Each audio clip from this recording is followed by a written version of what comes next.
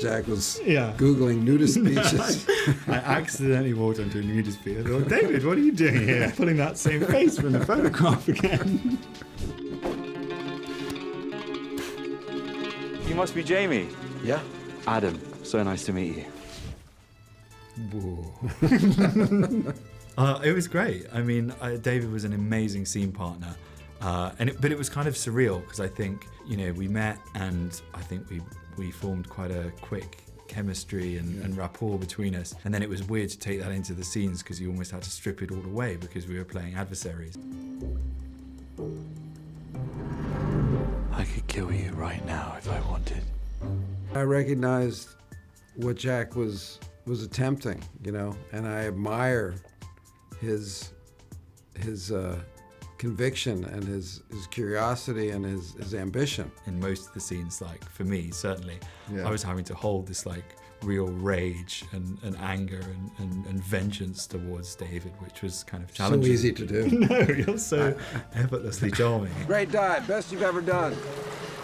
5 out of 10. So I wanted to be there for that, as much as I could, and to give him his space if he needed it, or sometimes we would goof around or talk, and sometimes I would give him his space, and always he would point out this horrible photograph of me, and no matter what the scene was, like if he was full of his murderous rage or whatever, he would take pleasure in pointing out the worst photograph that's ever been taken of me. Yeah.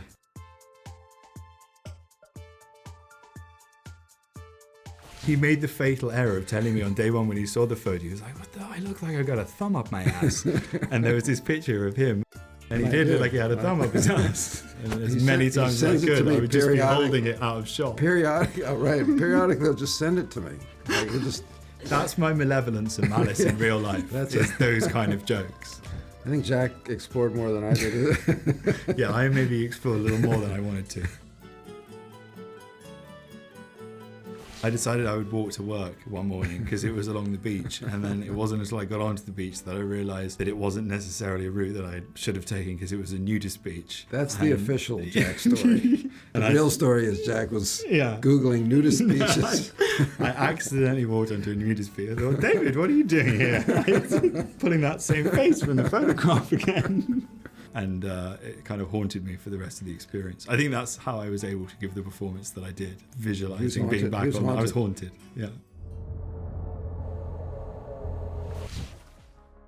Just do it, Just trust one another to go into that space and to let it happen. Kind of all pays off at the end when we shot our last scene on Despotico on the island there. That was really kind of magical. It was fun to do. And I think we both had prepared a lot for that, and we knew what we were bringing into the scene, and that's why it was great working with David. Is that he's so thoughtful about all of the material and puts the work in before, and so it meant when we came together and we had these big scenes, and they were sometimes like very challenging and emotionally draining.